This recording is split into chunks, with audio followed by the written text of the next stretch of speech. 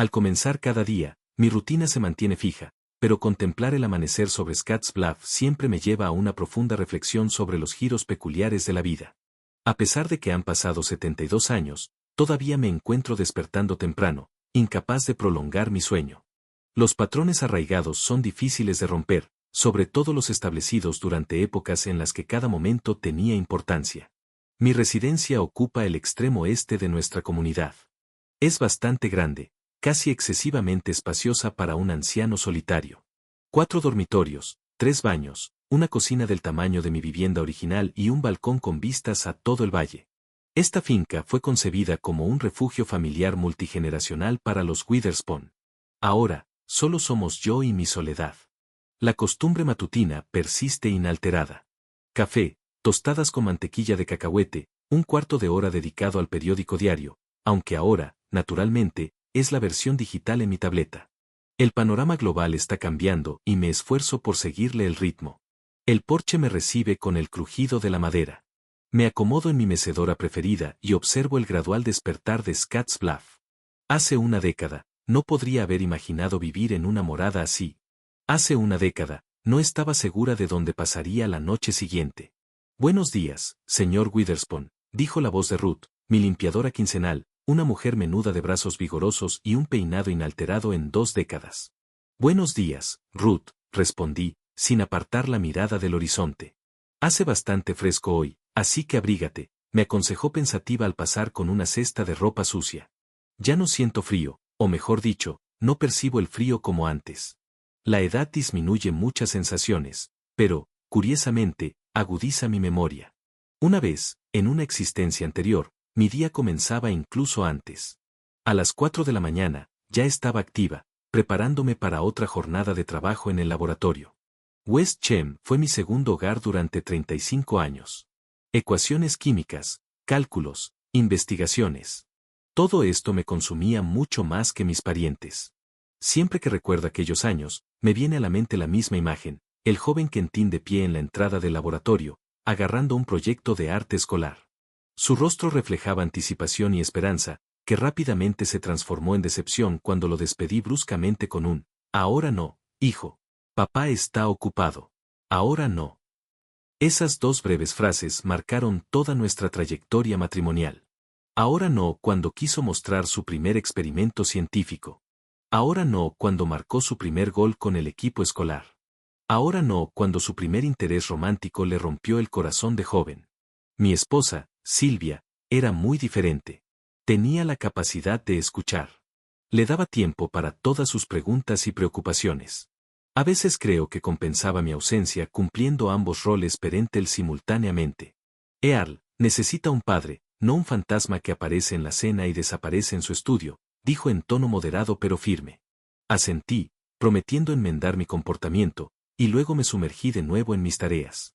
Las fórmulas no ofrecían críticas, no exigían compromiso, no causaban desilusión. Funcionaban o no un sistema sencillo, de 2 opciones, que comprendía mejor que las intrincadas exigencias emocionales de una persona en desarrollo. Una vez, cuando Quentin tenía 16 años, me perdí su importante presentación en un debate. Era el campeonato estatal, y se había preparado durante muchas semanas. Silvia me rogó que asistiera. Pero ese día, nuestro laboratorio logró un avance en un proyecto para limpiar residuos industriales, un tema que me había obsesionado durante años. No tienes ni idea de lo que esto significa, le expliqué a mi esposa por teléfono. Hemos reducido la toxicidad en un 30%. 30, Silvia. Siguió un largo silencio, y luego pronunció unas palabras que aún recuerdo. Algún día te darás cuenta, Earl, de que las reacciones más cruciales no ocurren en tus vasos de precipitados. Quentin triunfó en ese debate. Descubrí esto al día siguiente cuando encontré el premio en la encimera de la cocina y una nota de Silvia. Te dedicaba la victoria. Mencionaba haber heredado la perseverancia de su padre. Guardé la nota en mi billetera y la llevé durante años, pero nunca le hablé de ello a mi hijo.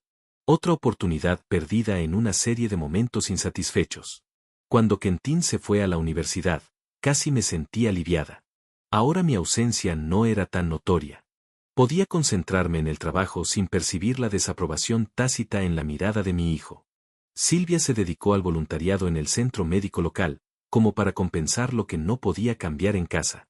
Mi hijo y yo nos comunicábamos con poca frecuencia y formalidad, felicitaciones navideñas, llamadas telefónicas de cumpleaños, como parientes lejanos, no como padre e hijo. Y entonces conoció a Avery. Cuando Quentin la trajo a conocerme, me impresionó su empuje y perspicacia empresarial. Estudiaba Derecho Financiero y ya había recibido propuestas de varias organizaciones prestigiosas. Era inteligente, segura de sí misma, con un intelecto agudo y analítico. En ciertos aspectos, me recordaba a mí. Quizás por eso Silvia albergaba reservas sobre ella. Lo ve como una tarea, comentó mi esposa después de su partida, como algo que necesita refinarse. Lo descarté. Creía que Avery era precisamente lo que mi hijo necesitaba, alguien que lo impulsara hacia mayores logros. Me equivoqué en eso, como me equivoqué en tantas otras cosas. La enfermedad de Silvia se detectó de forma abrupta y en una fase avanzada, tan solo 4 meses después del descubrimiento. Se deterioraba rápidamente, como si tuviera prisa. En sus últimas semanas, finalmente hice lo que debía haber hecho durante toda mi vida, dejar el trabajo de lado y estar con ella cada minuto. No seas obstinado, Earl, susurró durante uno de sus últimos días de vida. Cuando me vaya, múdate con Quentin y Avery. Necesitarán ayuda con el bebé, y no estará sola. El bebé era como ella llamaba a su futuro hijo. Quentin y Avery estaban considerando formar una familia, y Silvia deseaba desesperadamente vivir para ver un nieto. No lo hizo. En el funeral, Quentin mantuvo una actitud distante. Pronunció un panegírico impecable, seleccionó la música a la perfección, organizó la reunión con precisión, como una despedida de manual. Pero en su mirada, percibí no solo tristeza, sino algo más, una acusación. Estaba esperando que reconocieras las señales, me dijo esa noche cuando estuvimos solos. Eres científica, maldita sea. ¿Cómo pudiste no observar? La verdad era que, de verdad, no me había dado cuenta. Silvia siempre me protegía de las dificultades. Siempre se las arreglaba sola. Y cuando empezó el malestar, lo atribuyó a la edad.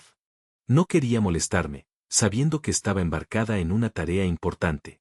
Solo consultó a un médico cuando se volvió insoportable. Era demasiado tarde. Me mudé un mes después del funeral, no porque quisiera, sino porque le había prometido a Silvia que lo haría. Su casa, una ordenada vivienda de 2 plantas en una urbanización nueva, me parecía ajena y estéril. Nada superfluo. Todo colocado con precisión, como el escaparate de una mueblería. Avery me había asignado una habitación en la planta baja, un antiguo estudio reconvertido en dormitorio. Allí solo dejé lo imprescindible, guardando la mayoría de mis pertenencias. Creía que era temporal. Creía que el duelo fomentaría la cercanía entre mi hijo y yo. Las primeras semanas transcurrieron en una convivencia incómoda. Nos movíamos con cautela el uno con el otro, como desconocidos en un espacio reducido. Quentin salía temprano para su trabajo y regresaba tarde. Avery, que se había tomado una excedencia en su bufete, trabajaba desde casa y me observaba con una molestia apenas disimulada. Earl, te dejaste las gafas en la sala, dijo, ofreciéndomelas con las yemas de los dedos como si estuviera contagiada. Habíamos acordado que no se esparcieran objetos personales por la casa. Le di las gracias y acepté los vasos, recordando mentalmente que nunca se había hablado de tal acuerdo. Se acumularon pequeños incidentes. Mi vaso en el estante equivocado, mis obras literarias perturbando la estética de la sala de estar, mi tos nocturna perturbando su descanso. Rara vez conversaba con Quentin. Era como si evitara deliberadamente estar a solas conmigo. Cuando lo hacía, nuestras conversaciones eran improductivas. ¿Cómo va tu trabajo? Pregunté. Bien, respondió. ¿Algún encargo importante? Lo de siempre. Y luego los silencios incómodos y el alivio cuando aparecía Avery o sonaba el teléfono. Pero lo peor eran las noches en que conversaban en voz baja en la cocina, creyendo que no podía entender sus palabras. Se ve que no funciona, declaró Avery. No se integra en nuestra vida. Te lo prometí, mamá, respondió Quentin con voz cansada.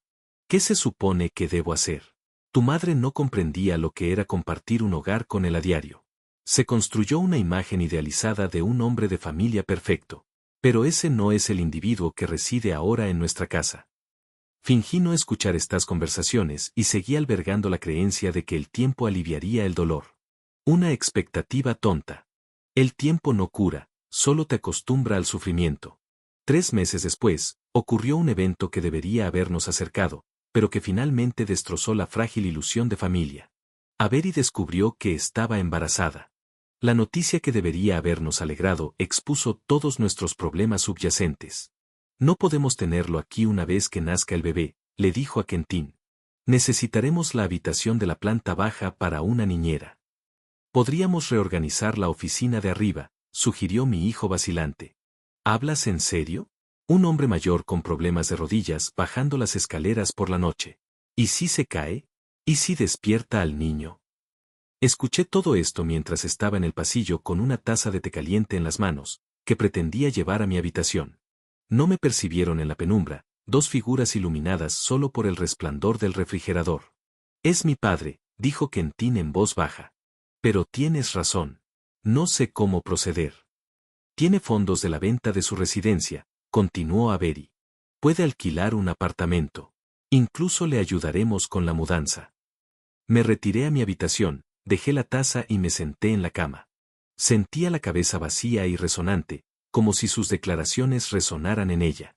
Sabía que me había convertido en una molestia, pero oírlo con tanta indiferencia en la oscuridad. A la mañana siguiente, inicié la conversación yo mismo. Quentin parecía arrepentido y abatido. Avery parecía decidido y un poco molesto. Creo que debería asegurarme mi propia vivienda, dije, mirando mi tazón de avena matutina. Necesitas espacio para tu creciente familia. Papá, no pretendíamos que lo descubrieras así, empezó Quentin. Pero Avery lo interrumpió. Es la decisión correcta, Earl.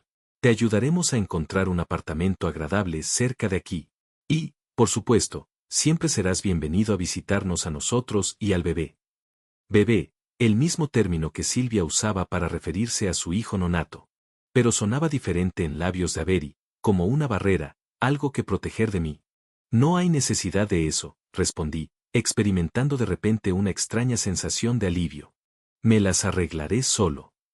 Quentin me miró desconcertado, como si no me reconociera. Quizás anticipaba una escena dramática, lágrimas, acusaciones, algo que confirmara su creencia de que yo era un viejo desagradable. Pero estaba demasiado destrozado para dramatismo. Una semana después, ya estaba finalizando el contrato de arrendamiento de un pequeño apartamento en el antiguo barrio de Scotts Bluff. Un solo dormitorio con vistas a la fachada de ladrillo del edificio contiguo, en un cuarto piso sin ascensor. El lugar ideal para desaparecer. Llovió el día de mi mudanza. Quentin me ayudó a cargar los pocos contenedores y cruzó la entrada arrastrando torpemente los pies, sin saber qué decir. ¿Seguro que no necesitas nada más?, preguntó, observando las paredes sin adornos. Sí, respondí. Vuelve a casa, Quentin. Tu familia te espera. Asintió, hizo un gesto como si me abrazara, pero lo reconsideró y simplemente me dio una palmadita en el hombro. Seguiremos en contacto, papá. Esa fue la última vez que vi a mi hijo, hacía 10 años. No me había llamado, ni escrito, ni preguntado si seguía con vida. No fui yo quien inició el contacto. Hay heridas que es mejor dejar desatendidas. Examiné mis manos, envejecidas, marcadas por manchas oscuras y cicatrices de laboratorio. Manos que nunca supieron consolar a mi hijo como él necesitaba. Manos que aferraban tubos de vidrio en lugar de pequeñas palmas infantiles. Manos que ahora sostenían una taza de café frío en la terraza de una enorme vivienda vacía. Mi mirada se posó en la correspondencia que reposaba sobre la mesa. Una comunicación del representante legal de Quentin que llegó ayer. La primera noticia que recibía de él en una década. Contenía solo frases secas sobre lazos familiares y herencias. Ruth salió a la terraza, secándose las manos con el delantal de cocina. Almuerzo en media hora, señor Witherspoon, dijo, y luego hizo una pausa para añadir, parece algo pensativo hoy. Solo reflexionando, Ruth, respondí, sin apartar la vista del horizonte. Solo recordando. El primer mes en mi nuevo piso, me desperté sintiéndome desubicada. Paredes desnudas, un sofá antiguo y crujiente, muebles minimalistas. Parecía un refugio temporal, no un verdadero hogar. ¿Pero tenía otra alternativa? Scotts Bluff es una pequeña comunidad donde la información viaja a una velocidad asombrosa, y la historia del hijo que expulsó a su anciano padre ya había circulado entre los grupos sociales locales.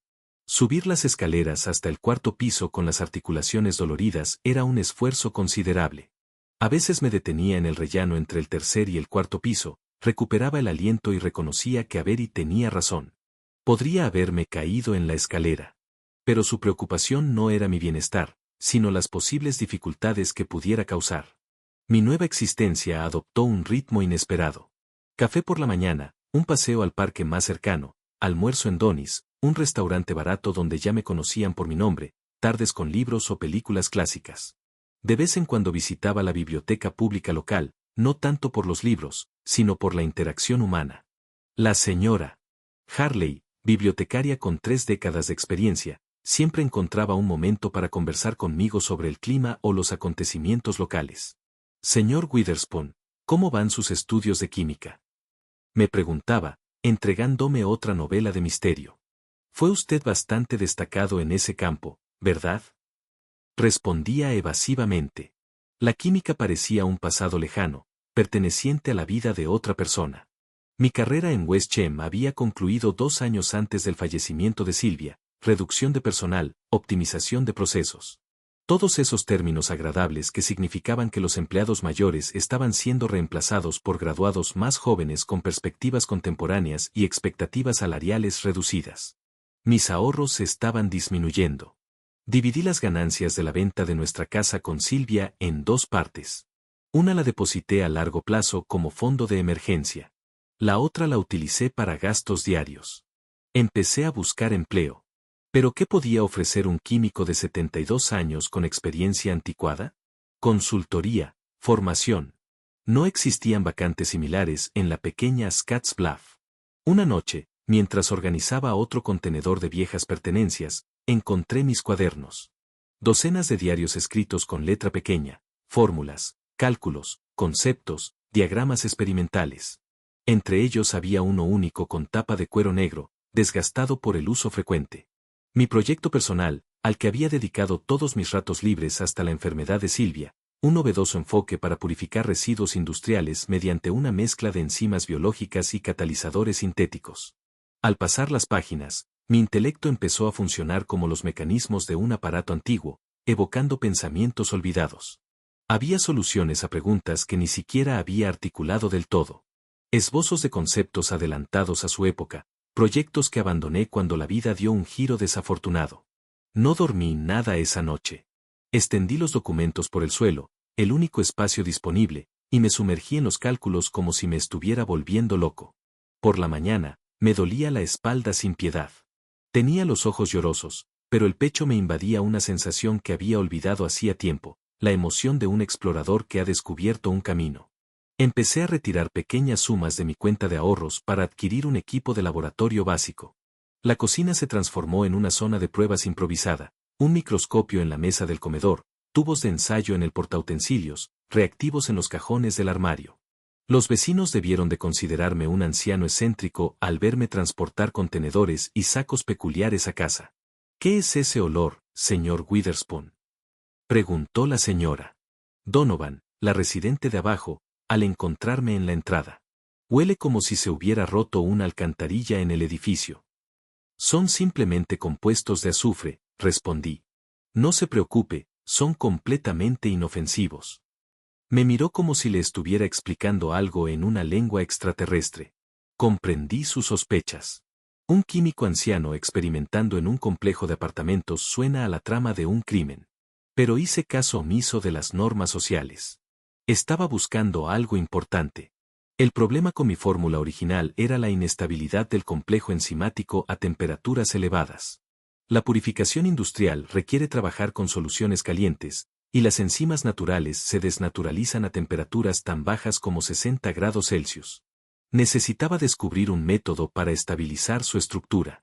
La solución llegó inesperadamente. En la biblioteca, mientras hojeaba una edición reciente de una publicación científica, encontré un artículo sobre bacterias termofijas, microorganismos que prosperan en aguas termales a temperaturas letales para las formas de vida típicas. Sus enzimas permanecen activas incluso a 100 grados Celsius. Esa fue la conclusión crucial. Contacté con el autor del artículo, el profesor Norton, de la Universidad de Nebraska. Para mi sorpresa, no solo respondió, sino que mostró interés en mi proyecto. Iniciamos una correspondencia que pronto se convirtió en una colaboración. Earl, tu idea de combinar enzimas termoestables con catalizadores artificiales es potencialmente innovadora, declaró durante nuestra primera videoconferencia. Pero necesitas un laboratorio de verdad, no una enzimera. Carezco de recursos económicos para eso, profesor, admití con franqueza. Pero tengo una beca y un laboratorio libre los martes y jueves, sonrió. ¿Estarías dispuesto a viajar a Lincoln 2 veces por semana? Así comenzaba un nuevo capítulo en mi existencia. 2 veces por semana, sin importar el clima, tomaba el transporte público a Lincoln a las 5 de la mañana y regresaba en el último autobús. 12 horas de viaje para 8 horas de trabajo experimental. Pero valió la pena. El profesor Norton, un entusiasta de 60 años con la mirada de un joven estudiante de posgrado, se convirtió no solo en un colega, sino en un compañero. Contagiaba su optimismo y creía en el proyecto más que yo. Lo que estamos desarrollando, Earl, transformará toda una industria, declaró, examinando los resultados de otro experimento.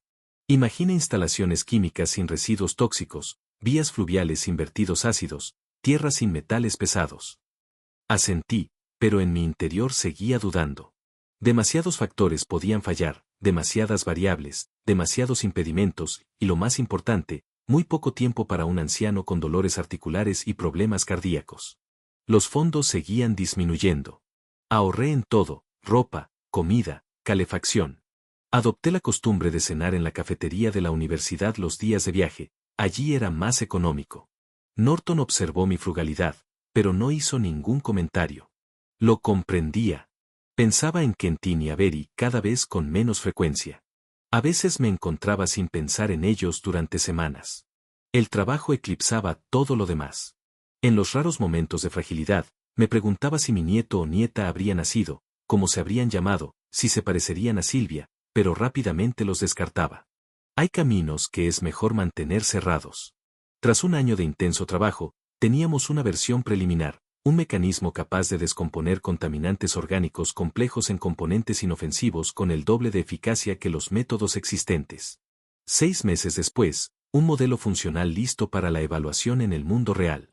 Tenemos que conseguir una patente para esto, Earl, insistió Norton. Ahora bien, una patente implicaba un gasto, un mínimo de $5,000, incluyendo todos los trámites legales, una suma que no poseía. Ya había agotado mis ahorros para financiar las investigaciones.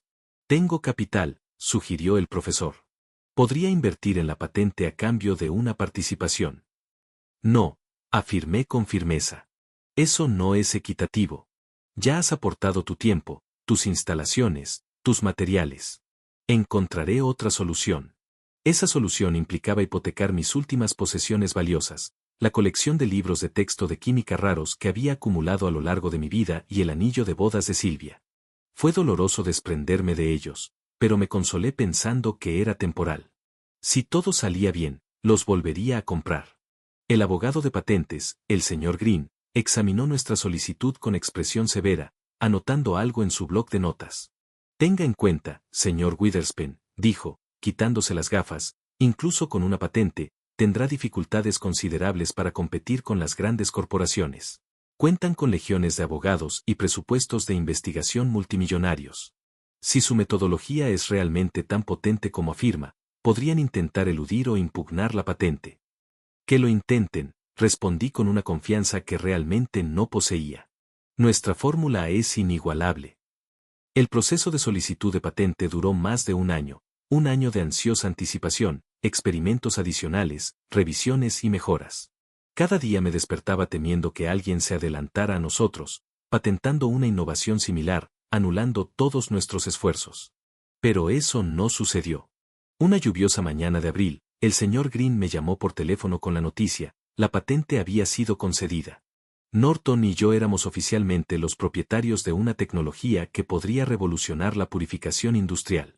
¿Y ahora qué? Le pregunté al profesor mientras celebrábamos en la cafetería de la universidad. Ahora necesitamos inversores, respondió, alzando su taza de café como si fuera una copa de vino espumoso. O un comprador autorizado, y creo que conozco a la persona adecuada. Esa persona resultó ser Irán Baird, exalumno de su universidad y propietario de un fondo de capital riesgo especializado en tecnología ecológica. Norton organizó una reunión y presentamos nuestra innovación. Baird, un hombre alto y delgado de mirada perspicaz, escuchó atentamente nuestra presentación, estudió los resultados experimentales y planteó varias preguntas incisivas. Entonces pronunció la frase que cambió mi vida: caballeros, no deseo invertir en su tecnología. Deseo adquirirla. Toda. Fijen su precio. Norton y yo intercambiamos miradas. Habíamos hablado de vender los derechos de uso, pero no de una transferencia completa de la propiedad. Necesitamos considerar su propuesta, señor Baird, dije con cautela.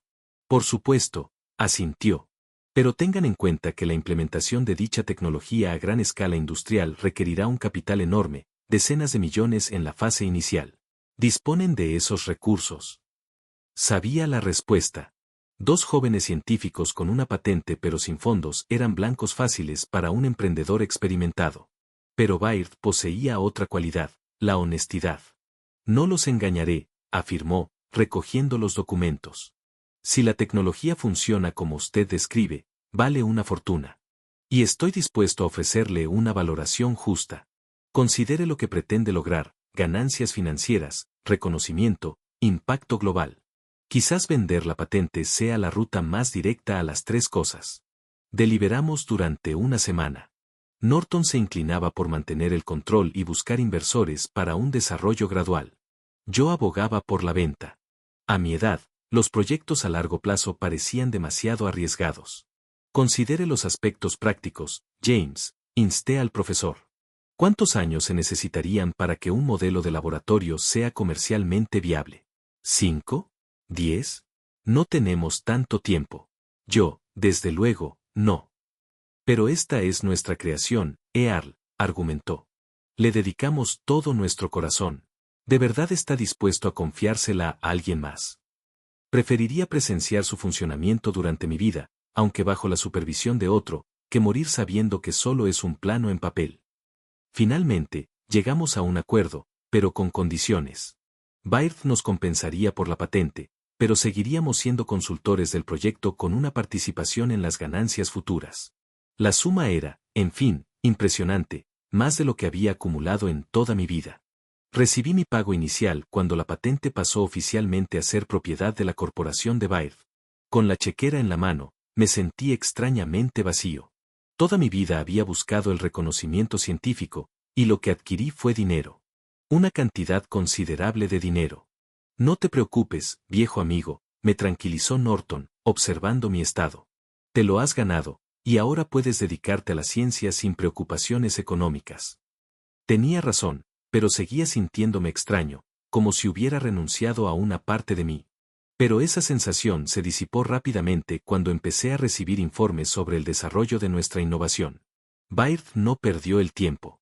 En 3 meses, la instalación experimental estaba operativa en una planta química en Colorado, con resultados notables. Conseguí una nueva residencia, la misma que habito actualmente. No por vanidad, sino porque estaba harto del crujido del suelo y las goteras del techo de mi antiguo apartamento. Por primera vez en años, podía permitirme la comodidad. La noticia de mi repentina riqueza se extendió rápidamente por Scottsbluff. Personas que me habían ignorado durante años de repente empezaron a saludarme en la calle y a preguntar por mi salud. El director del banco, que antes se había mostrado reacio a desembolsar dinero de mi modesta cuenta, me llamó personalmente y me ofreció condiciones de inversión especiales. Sr. Witherspoon, tenemos un programa único de gestión patrimonial para clientes como usted, dijo con voz ronca. Permítame invitarlo a almorzar para hablar de los detalles. Decliné cortésmente. No necesitaba nuevas amistades animadas por el tintineo de las monedas. Un día, en el supermercado, me encontré con Peter Hadley, un antiguo compañero de Kentin. Trabajaba como asesor financiero y parecía estar al tanto de mis asuntos. Sr. Witherspoon, ¡qué alegría conocerlo!, exclamó, estrechándome la mano con exagerado entusiasmo. He oído hablar de tu prosperidad. Es maravillosa. Eres un claro ejemplo de que nunca es tarde para empezar de nuevo. Gracias, Peter, respondí discretamente. Deberíamos reunirnos algún día, continuó. Estoy seguro de que Quentin estará encantado de saber cómo te va. ¿De verdad? Pregunté, arqueando una ceja. ¿Y cuánto tiempo llevas en contacto con mi hijo? Oh, estamos en contacto constante, afirmó con seguridad. Justo la semana pasada hablamos. Peter estaba inventando, y ambos lo reconocimos. Quentin y su esposa se habían mudado de Scottsbluff poco después de mi desalojo. Me enteré por la señora Harley, cuya sobrina trabajaba en la misma empresa que mi hijo. Habían comprado una vivienda en Denver, donde Avery había conseguido un puesto en un prestigioso bufete de abogados. Excelente, dije. En ese caso, la próxima vez que hables con él, infórmale de que su padre sigue vivo. Si es que tiene algún interés. La expresión de Peter se tensó. Empezó a murmurar algo sobre malentendidos y ajetreo. Pero me di la vuelta y seguí seleccionando productos. Algunas conexiones no se pueden reparar, ni siquiera con dinero, sobre todo con dinero. La nueva riqueza también ofrecía nuevas oportunidades. Empecé a viajar regularmente a Lincoln, donde Norton y yo habíamos creado un pequeño colectivo de investigación dedicado a perfeccionar nuestra tecnología. Baird no se opuso, una iteración más eficiente significaba nuevas patentes y mayores ingresos. Cada mes recibía informes de progreso sobre nuestro desarrollo. El gráfico en la pared de mi oficina se llenó de marcadores vibrantes, lugares donde operaban instalaciones que utilizaban nuestro sistema de purificación. Colorado, Texas, Nuevo México, luego California, Oregón, Washington. Pronto se sumaron otros países, Canadá, México, Alemania, Japón. La tecnología funcionaba incluso mejor de lo previsto. El volumen de residuos industriales se redujo en un 70% y el 30% restante se convirtió en compuestos inofensivos que podían eliminarse mediante métodos convencionales. La empresa de Baird creció exponencialmente, y mis dividendos crecieron con ella. Me convertí en multimillonario a los 70 años. La suma en mi cuenta parecía fantástica, sobre todo después de décadas de una modesta existencia como científico. El dinero me dio la libertad de perseguir mis pasiones sin preocuparme por los detalles mundanos de la vida. Con el tiempo, contraté a Ruth, una mujer de mediana edad y confiable que me visitaba 2 veces por semana para las tareas del hogar. Preparaba la comida, limpiaba y nunca se entrometía en mis asuntos, una cualidad que valoraba por encima de muchas otras. La vida adoptó un nuevo ritmo, colaborar con Norton, asesorar a la empresa de Baird, disfrutar de tardes tranquilas en la espaciosa residencia. Podía permitirme los mejores médicos, los mejores productos farmacéuticos, los alimentos más nutritivos, pero nada podía llenar el vacío de la falta de una familia. A veces, en tardes particularmente tranquilas, pensaba en Quentin, Avery y el bebé que nunca había visto. La riqueza podía conseguir muchas cosas, pero no un vínculo roto por años de incomunicación. I had learned to coexist with that realization, to embrace it as an established fact. And then yesterday, the correspondence arrived, the first communication in 10 years, and not from my son, but from his legal representative. Dire Mr. Witherspoon. Representing your son, Quentin Witherspoon, and his wife, Avery Witherspoon, I inform you of their intention to re-establish familial relations and discuss matters pertaining to inheritance law and the division of family assets. Cold, formal lines penned by an individual who had never encountered me. There was no mention of my grandson, no hint of contrition, not a single personal sentiment, only the discourse of finance and legal technicalities. Adjacent to the letter lay the morning newspaper with an item concerning the expansion of Baird's company and an estimation of its market valuation. My identity was noted as one of the innovators of a pivotal technology. That is how Quentin learned. He wasn't seeking his father. He stumbled upon news of his financial success. I folded the letter and concealed it in my desk drawer. The lawyer indicated they would be arriving in Scottsbluff in 3 days. Well, I had time to ready myself for the encounter. Outside the window, dusk was settling. The illuminations of Scottsbluff slowly appeared, painting a familiar design against the darkening firmament. The community that had witnessed my decline and resurgence, the community to which my estranged offspring was now returning, but not for reconciliation, but for monetary gain. I rose, feeling my knees ache, a reminder that no amount of millions would negate the effects of aging. I pressed a button on the remote, and the heavy drapes glided smoothly across the tracks, shutting out the external world. Ahead lay a sleepless night of contemplation and preparation for a meeting I never desired but could now no longer circumvent. On the day of their arrival, I awoke even earlier than usual.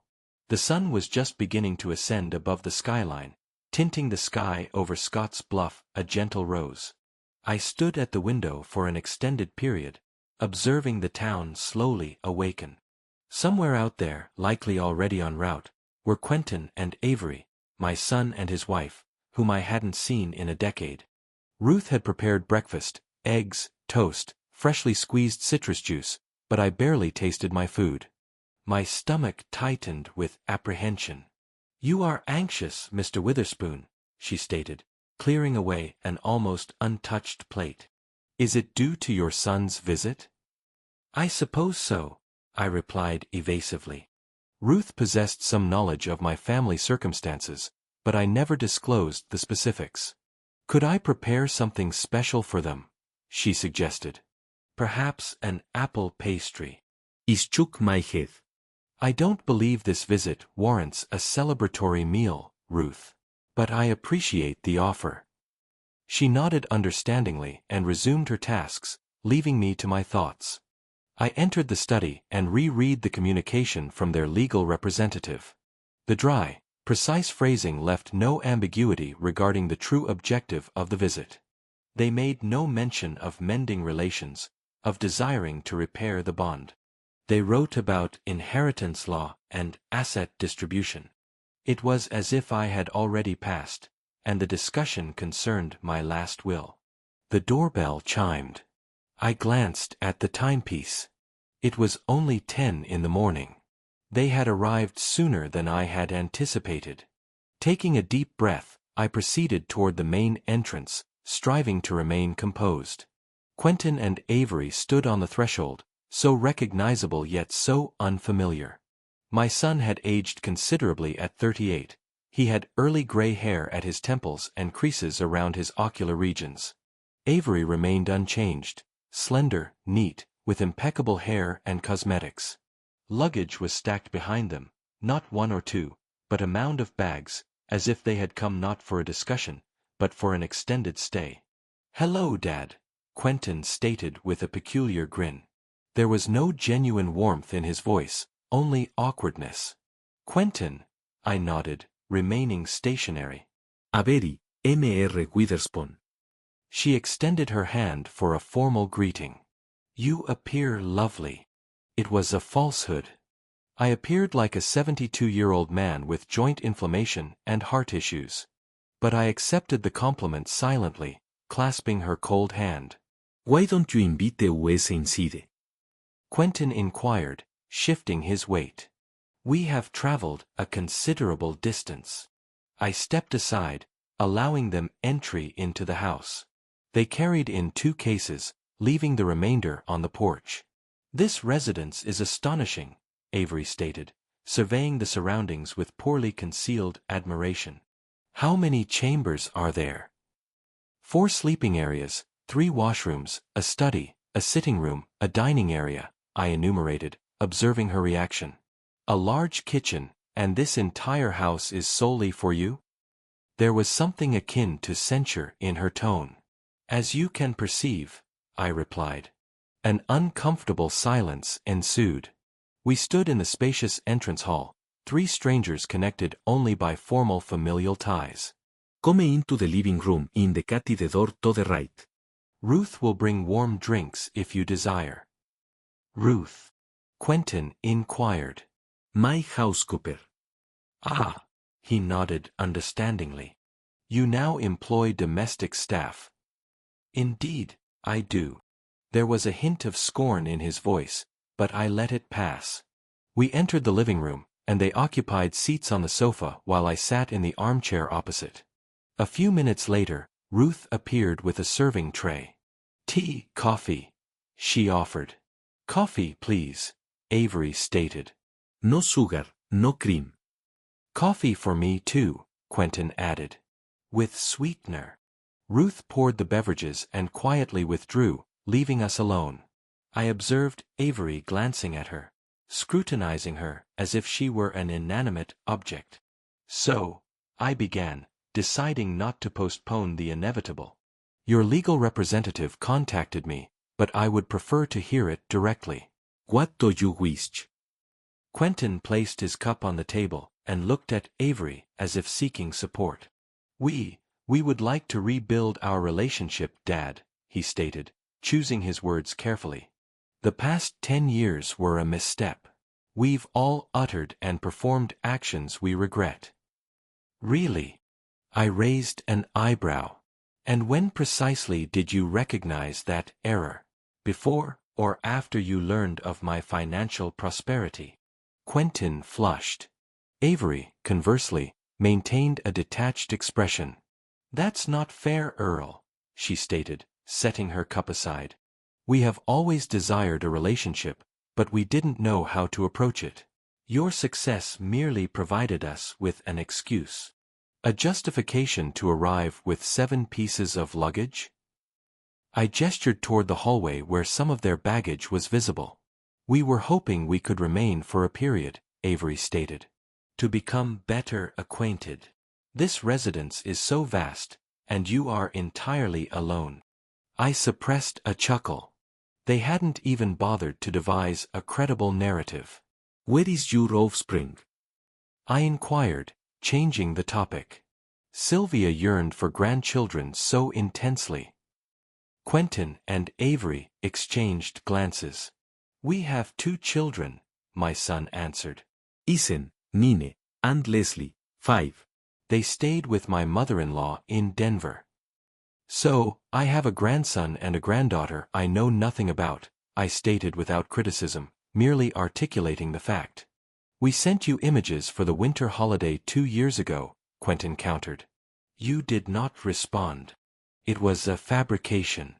There were no photographs, no letters, no cards, no telephone calls. 10 years of silence interrupted only after news of my financial status.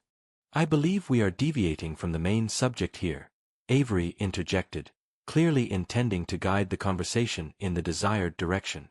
We are here not solely to reconcile, but to discuss certain financial matters. That's it. She finally reached the core point.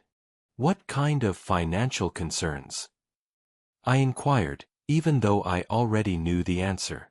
You see, Earl, she began in a tone she would likely employ in a courtroom, we believe that Quentin, as your sole offspring, is entitled to a portion of your estate. Not after your demise, but now. On what basis? On the grounds that it is family money, Quentin interjected. You have always disregarded us for your work.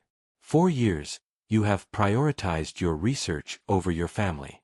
And now that that research has yielded results, it is only just to compensate us for what we have forfeited. I stared at him, disbelieving my auditory senses. My own flesh and blood was speaking of recompense for my fatherhood as if it were some legal claim. Compensation, I repeated. Compensate for what precisely? Years of absence, Dad, he answered, displaying emotion for the first time. All the occasions you were not present. All the assurances you failed to uphold. Altos el lingering hurts. And what is the value of those hurts, Quentin? I asked quietly. How much did you charge for every school event I missed? For every unproductive exchange? For every tear your mother shed because of me? He was abashed, but Avery came to his aid. We have analyzed your estimated income, she stated in a businesslike tone. We estimate that your share of the patent and subsequent advancements has generated approximately $20 million for you. We believe it is fair to transfer 30% of that amount to Quentin and your grandchildren. $6 million. I clarified to ensure my comprehension was accurate. That's a reasonable sum, Avery nodded. It will secure the future of your grandchildren, whom you were unfortunately unable to see due to circumstances. Circumstances. What a convenient term for the manner in which they had expelled me from their home and excluded me from their lives for a decade. Andi fi decline. We hope it won't come to that, Avery stated with a smile that did not extend to her eyes. But if you insist, we can pursue legal action. We possess evidence of your inappropriate conduct as a parent. We can seek reparation for emotional distress. It would be a lengthy, unpleasant procedure that would undoubtedly draw public scrutiny. I doubt Mr. Baird's enterprise would welcome such exposure. It was a veiled threat couched in legal terminology. They intended to publicly disparage me if I did not comply. I looked at my son, attempting to discern in his features something of the small boy who had once awaited my return from work, holding his drawings. But the man before me was a stranger, tense, avoiding direct eye contact, prepared to extort his own father for financial gain. "Quentin," I addressed him, disregarding Avery, "is this truly what you desire? To confront your elderly father, demanding currency and threatening legal action?" "We are not threatening, Dad," he objected uncertainly. "We are merely outlining potential outcomes." "Outcomes devised by your wife, I presume," I nodded. "She is a legal professional, after all, an expert in these matters." Avery pressed her lips together but remained silent, allowing Quentin to respond. "It's a collective decision," he stated with effort. "We both believe we are entitled to a portion of your wealth. After all, if it hadn't been for Mother, you never would have created your formula. She supported you all those years, permitted you to work when you should have been with your family." It was a cruel tactic to invoke Sylvia's memory in such a context. I felt indignation rising within me, but restrained it. Anger is a poor advisor, especially in matters requiring cold calculation. "I comprehend," I stated, rising from my seat. "You have considered everything. Allow me to show you the residence since you intend to remain here." They exchanged surprised glances but followed me. I guided them through the living room into the dining area with its enormous oak table, then into the kitchen where Ruth was preparing the evening meal. We ascended to the second floor, and I displayed the bedrooms, spacious, well-lit, each with its own private washroom. "A family of 6 could reside here without interfering with one another," Avery stated approvingly. "It could," I concurred. Finally, we returned to the living room. They resumed their seats on the sofa, clearly pleased with what they had observed. Their expressions conveyed certainty that their objective was achieved. They possessed both financial resources and a place to stay. "So," Quentin began, "when can we transfer our possessions?" "Never," I responded calmly. They froze, failing to comprehend. "What do you signify?" the son inquired. "I signify that you will not receive a single cent of my money, and you will not spend a single night in my home," I explained, looking them directly in the eye. "You expelled me a decade ago when I required a family. You have not sought contact in all these years. You did not permit me to know my grandchildren. And now that you are aware of my wealth, you appear here with outstretched hands and legal menaces." "Dad, we simply want—" "I know what you desire," I interrupted him. "You desire my money, but you will not acquire it. Not now. Not after my passing." Avery straightened, shedding her facade of amiability. "You cannot completely disinherit Quentin," she stated sharply. "The lab, y understand the lab better than you imagine," he replied. "I have had ample time to consult with legal professionals in recent years. I have already amended my will and established a charitable trust. All my assets will be directed to philanthropy, supporting isolated elderly individuals who have been abandoned by their relatives. Ironic, isn't it?" They paled, realizing their scheme was crumbling. "You cannot do this," Quentin stated in a trembling voice. "Father, we are your family." "Family?" I grinned bitterly. "Family does not merely appear when it detects financial opportunity. Family does not blackmail with threats of litigation. Family does not demand recompense for years of kinship." I stood up, signaling the conclusion of the discussion. "You have 2 alternatives," I stated, observing their stunned expressions. "1, you can depart now, gather your luggage, and never return. 2, you can sue me, attempt to malign my character, create a public scandal, but bear in mind, I am prepared for that. All my finances are secure. All my legal documentation is in order, and I possess records of your threats and demands today. If you select this course, I will contend to the very end, even if it is the final action I undertake in my life. Avery was the first to regain her composure. You are making a grave error, Earl, she stated, rising from the sofa. We offered you an opportunity to be a part of the family, to meet the grandchildren. No, I shook my head.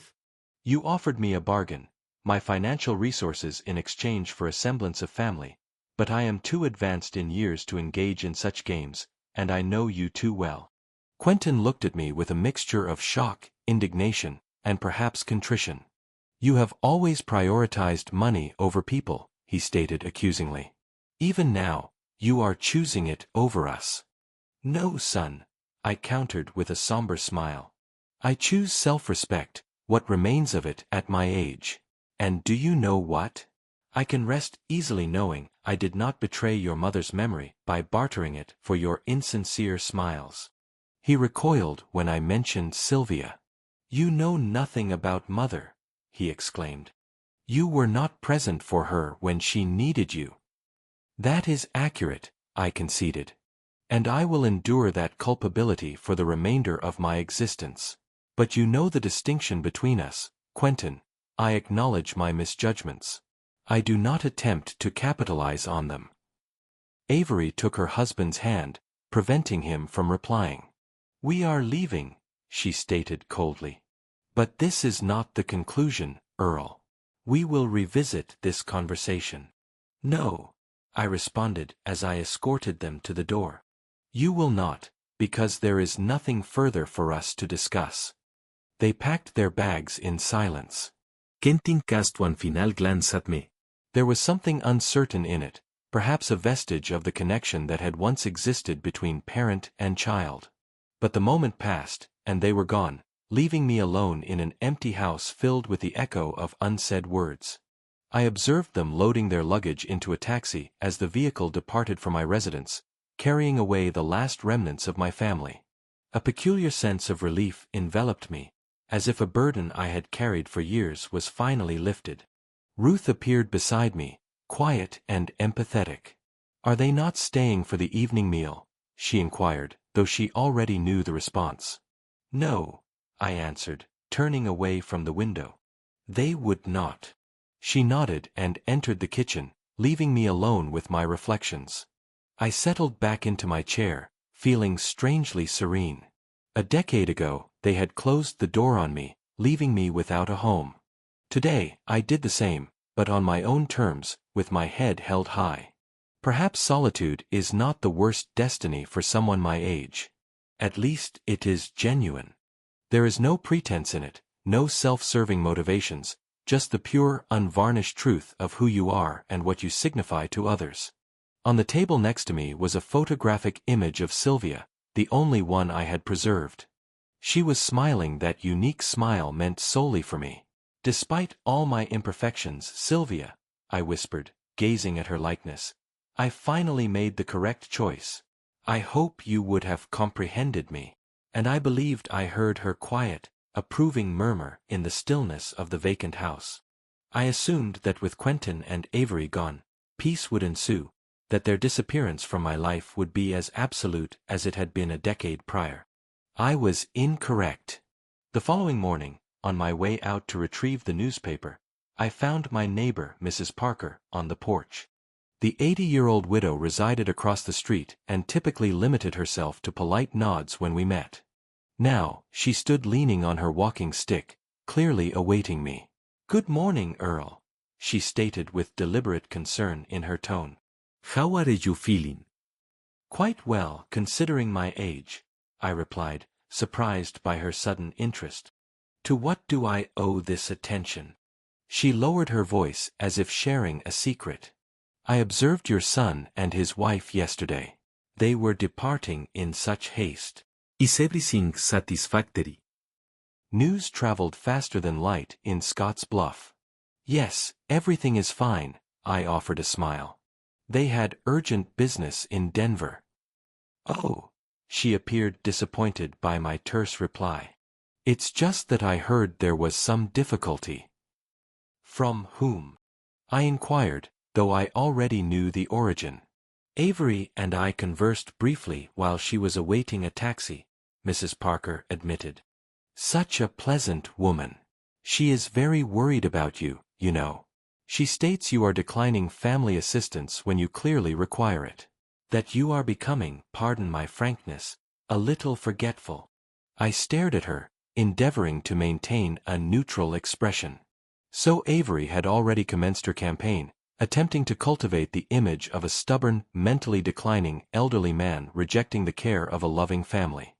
Mrs. Parker, I stated calmly, I appreciate your apprehension, but I assure you, my memory and judgment are perfectly sound, and my relationship with my son is more intricate than it may appear. She nodded, but doubt lingered in her eyes. The seed had been sown, and apparently not solely in her mind. Over the subsequent days, I began to perceive a shift in the demeanor of Scott's Bluff. The grocery clerk, who usually chatted amiably with me, now spoke more slowly and loudly, as if I had suddenly become deaf or incapable of understanding normal speech. The bartender at the Old Lantern pub, where I sometimes ate lunch, began to hold my chair when I sat down, as if I might lose my equilibrium at any moment. And at the pharmacy, a young chemist offered special pill containers with a timer so I wouldn't forget to take my medication. I was astonished at the rapidity with which the rumors spread. Quentin and Avery were clearly not wasting any time. But the true blow arrived when I entered the bank for routine investment advice. Mr. Holloway, my financial advisor for the past 5 years, greeted me with unusual formality. Instead of the customary handshake and jest about market quotations, he indicated a chair and perched on the edge of the desk, regarding me with professional concern. Mr. Witherspoon, before we discuss your portfolio, I need to clarify something, he began. We've received an inquiry from the legal firm representing your son. They're interested in placing your assets in a trust due to concerns about your mental state. I felt the blood rush to my face. My condition, I repeated, restraining my anger. And what concerns were they? Holloway appeared uneasy. They mentioned possible indications of early cognitive decline, impulsive financial decisions, refusal of medical treatment. That's rubbish, I declared. Complete nonsense. I interrupted him. Do you possess a single instance of my impulsive financial decisions? No, he admitted. You've been extremely prudent throughout our association, but I am obligated to report such requests. I understand, I nodded. What now? Nothing, not without your consent or a court directive, he assured me. But if the matter proceeds to court, the bank will be compelled to provide information about your transactions. I thanked him for his candor and departed the bank with a heavy heart. Quentin and Avery had transitioned from rumor to legal action. They indeed intended to declare me mentally unfit in order to gain control of my finances. There was another surprise awaiting me at home. Ruth, my loyal housekeeper, was seated at the kitchen table with a cup of tea, visibly distressed. What is amiss? I inquired, removing my overcoat. She looked up at me, her eyes filled with tears. Mr. Witherspoon, a woman called me yesterday. She claimed to be a social worker, inquired if I had noticed any signs of memory impairment or other cognitive issues. And what did you state? That it was absurd, of course, she exclaimed. That you were as rational as anyone your age, but she kept insisting, asking about your routines, whether you experience fits of temper. Thank you for your fidelity, Ruth, I stated, sitting beside her. I am afraid my family situation has become somewhat complicated.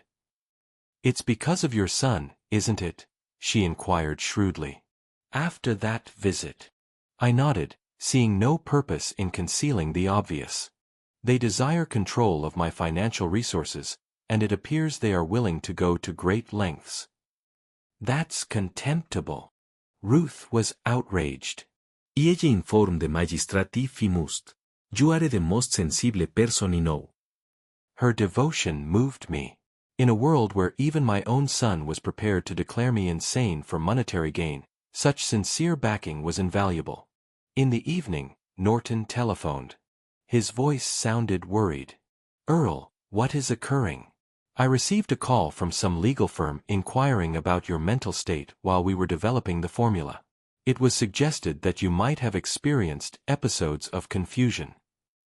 I sighed wearily and recounted the entire narrative of Quentin and Avery's visit, their demands and threats. "Inconceivable," he stated after a pause. "Your own son." "What will you do?" "Fight," I answered. "What else demands?" "I'll speak to my nephew," Norton suggested. "He's an excellent legal practitioner specializing in precisely this kind of matter. You require a professional defense, Earl." I agreed, realizing I could not manage the legal machinery Avery had set in motion alone. As a former chemical engineer, I could formulate a method for purifying industrial waste, but I would become disoriented in the labyrinth of laws without guidance.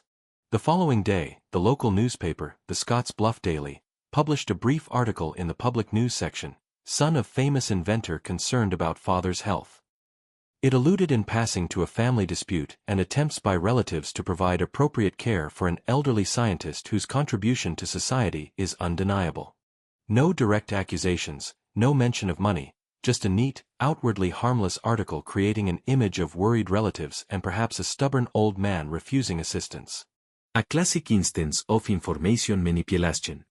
I folded the newspaper and set it aside, not wishing to wallow in negative emotions. But the telephone continued to ring incessantly with calls from concerned acquaintances and neighbors wishing to know if everything was acceptable and if help was needed. With each conversation, I became increasingly convinced that Quentin and Avery were systematically undermining my reputation, preparing the groundwork for a legal offensive.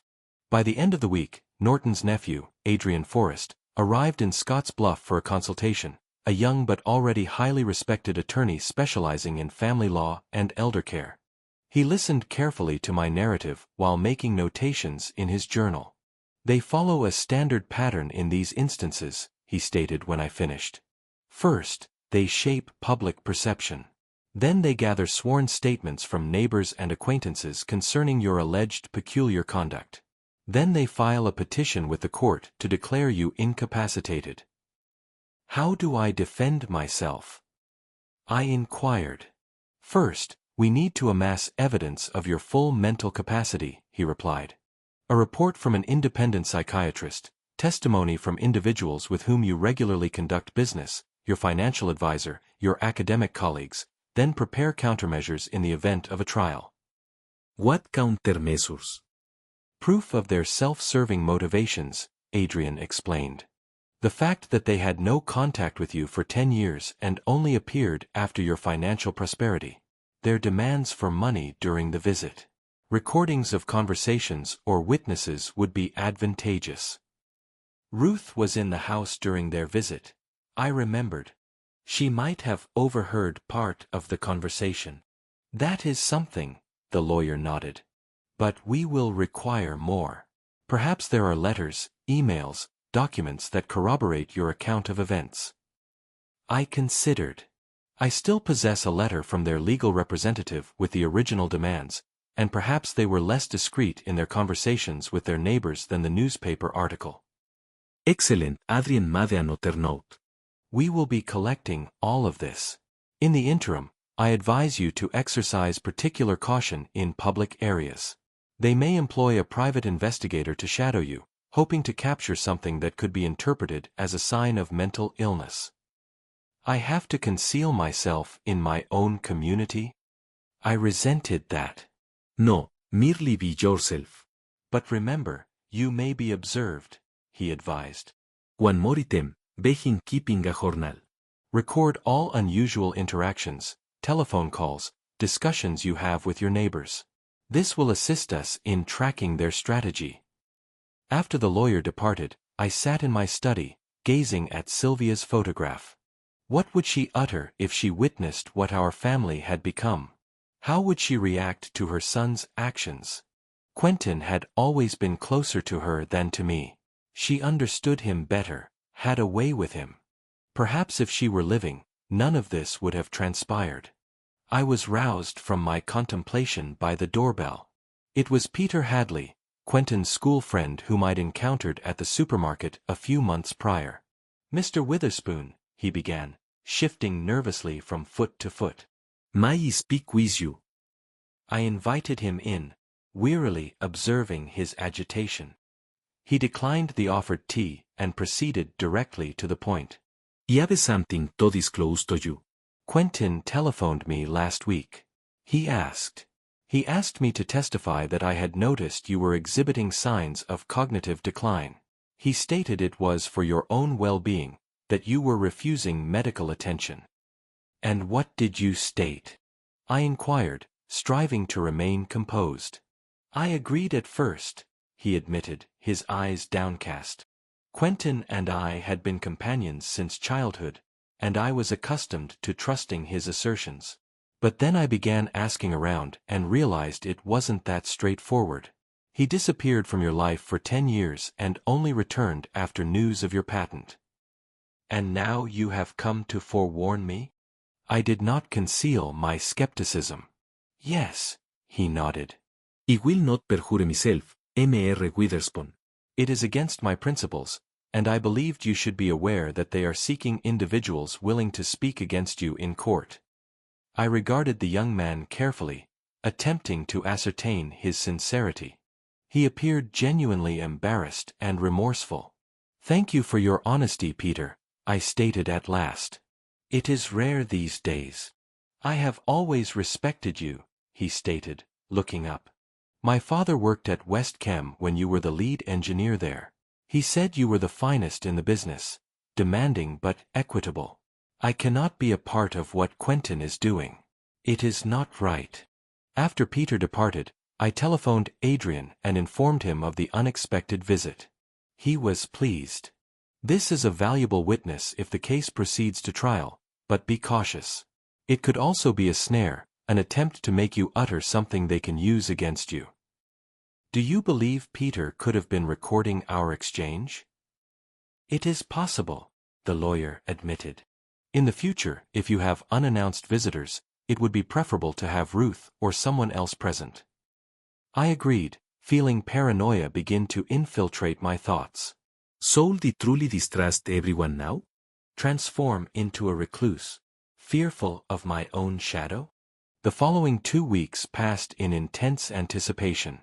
I underwent medical assessments, met with a psychiatrist, gathered documentation to substantiate my competence. Adrian methodically constructed a defense, preparing for a potential trial, and then one rainy Tuesday, everything changed. I was returning from the bank when I noticed a familiar figure seated on a park bench. Quentin, thoroughly soaked by the rain, no umbrella, with a vacant expression in his eyes. My initial impulse was to walk past. After everything that had transpired, after all their machinations and attempts to defame me, I was not in the mood for conversation. But something about his posture, hunched and lifeless, halted me. "Quentin," I called out, approaching him. He looked up, and I perceived something new in his eyes, a weariness mingled with something akin to shame. "Father," he stated quietly, "I knew you would be here at this hour. I wished to speak without Avery." I sat down beside him, silently holding the umbrella over both of us. "I didn't know it would progress this far," he began after a pause. "Avery hired a private investigator to follow you." "She's searching for individuals willing to testify against you in court. Even speaking to your doctors, attempting to obtain information about your health." "Why are you disclosing this to me?" I inquired, not concealing my suspicion. "Because it has gone too far," he stated, looking me in the eye. "It's one thing to request a portion of the inheritance, but it's quite another to attempt to declare you incompetent, to ruin your standing. What did you expect, Quentin? That I would simply give you 6 million after 10 years of silence?" He lowered his head. "I don't know what I expected. It was all Avery's concept. She convinced me that we were entitled to that money, That it was fair after all the years you've been an absent parent. And you believed it? I desired to believe, he admitted. Our business hasn't been performing well recently. Avery lost her employment at the firm. We have a mortgage, the children's tuition fees, and then we saw an article about you and your patent, about the millions you had acquired. I remained silent, affording him an opportunity to speak. When you declined us, Avery was incensed, he continued. She stated we would obtain the money regardless, that there were other methods. I didn't believe she would actually attempt to have you declared incompetent. This is beyond the bounds. Why are you informing me this now? I inquired, still not trusting his sudden candor. Because I remembered something, he answered, extracting a worn wallet from his pocket. He pulled out a folded piece of paper, an old, yellowed sheet. Do you recall this? I unfolded the document and saw a child's drawing, a crude depiction of a man in a lab coat standing next to a boy. Beneath the drawing, the child scrawled handwriting read, "My dad is the smartest man in the world. Someday we will make a great discovery together." A sudden surge of emotion caught in my throat. Your school project, 2nd grade. You wished to be a scientist like me. Yes, he nodded. I found it among some old belongings when we were gathering documents for the case against you. And I realized I couldn't do it. Cannot betray that small boy who had such profound faith in his father. I cannot continue this conflict. The rain intensified, drumming on the umbrella above our heads. We sat in silence, two individuals bound by ancestry and history, but separated by years of injury and miscommunication. What now? I finally inquired. I don't know, Quentin answered honestly. Avery will not desist. She views this case as a challenge to her professional capabilities, and she desires that money, perhaps even more than I do. What do you desire, Quentin? I inquired, looking him in the eye.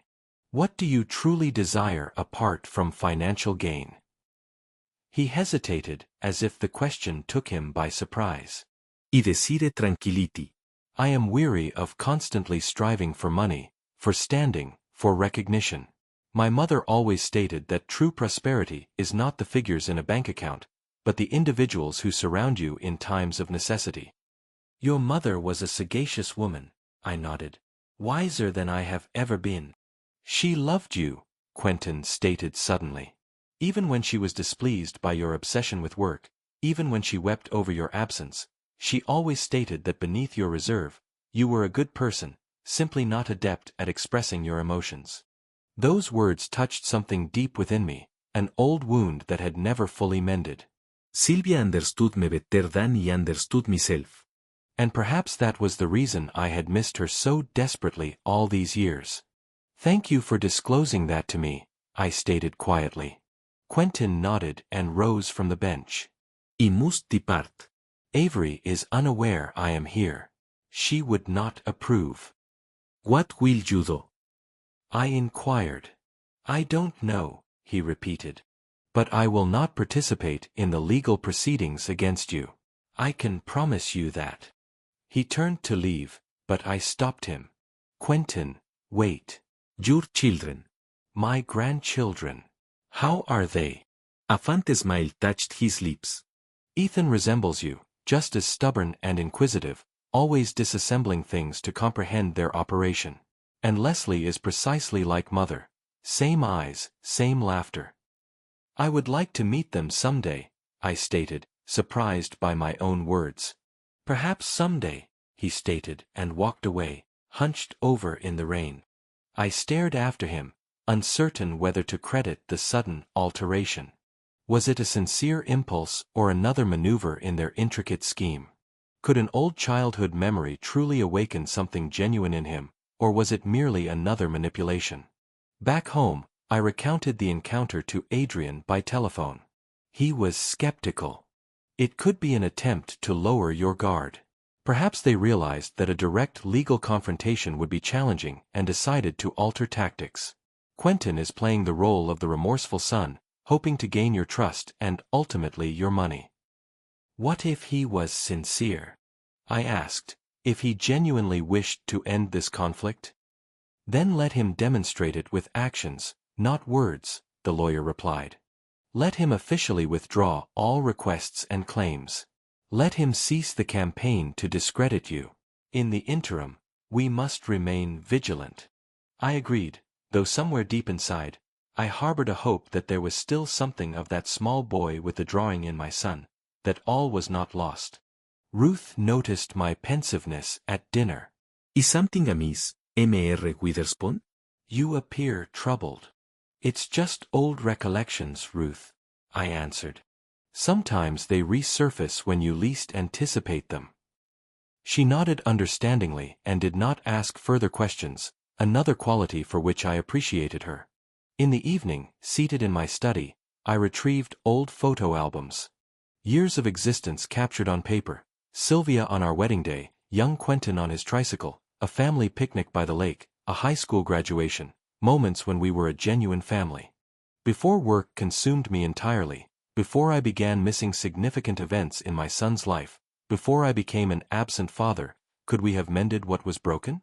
Meeting Quentin in the park left me perplexed. On one hand, I wished to believe in his contrition, in the sincerity of his statements. On the other, years of experience had taught me prudence, especially when millions of dollars are involved. A week passed without any communication. No calls from Quentin, no letters from the legal representatives. I almost believed that our conversation in the park had indeed made a difference, that he had honored his promise and refused to participate in the legal harassment. Adrian, my lawyer, cautioned against excessive optimism. A lull does not always signify the cessation of the storm, Mr. Witherspoon. Sometimes it is merely a change of strategy. He proved correct. On Monday morning, I received official notification that Avery Witherspoon had petitioned the county court to declare me incompetent and appoint a financial conservator. The conservator, of course, was proposed to be herself, a paralegal with a background in finance. The petition enumerated evidence of my incapacity, refusal of medical care, a falsehood, impulsive financial decisions, an even greater falsehood, episodes of aggression and paranoia, absurd estrangement from my family due to unfounded suspicions. Who is paranoid? The document was accompanied by witness declarations. Mrs. Parker, the neighbor, recounted seeing me wandering aimlessly around the yard in my sleepwear. I had once gone out to investigate a sound in the backyard when a raccoon had overturned a refuse bin. The pharmacist claimed that I had repeatedly forgotten to take my prescribed drugs. I had simply chosen to alter my blood pressure medication to one with fewer adverse effects. Even Peter Hadley, despite our discussion, submitted a statement that I appeared disoriented and distrustful the last time we met. But the most painful blow was the letter from Quentin attached to the petition. Not a statement against me, as I had feared, but something far worse, a letter written with visible concern and distress, where he expressed profound worry for my mental well-being and agreed that a guardian should be appointed for my own good. Every word of that letter was saturated with feigned concern and ulterior motives, especially the paragraph where he recalled how I had forgotten his birthday for the past 3 years. Of course, I had. Since we hadn't conversed in 10 years, or his fears that I might be an easy target for financial fraudsters given my gullible state and vulnerability.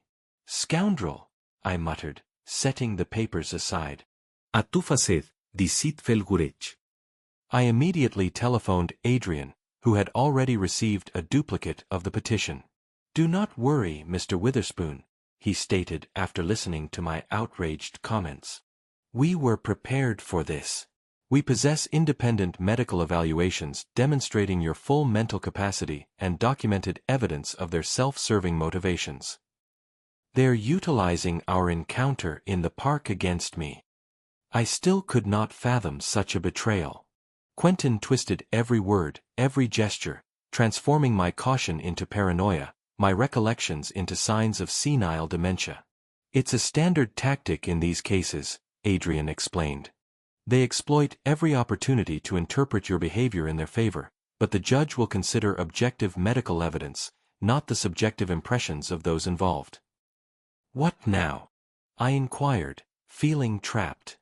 Now we prepare a response to the petition and counter-evidence.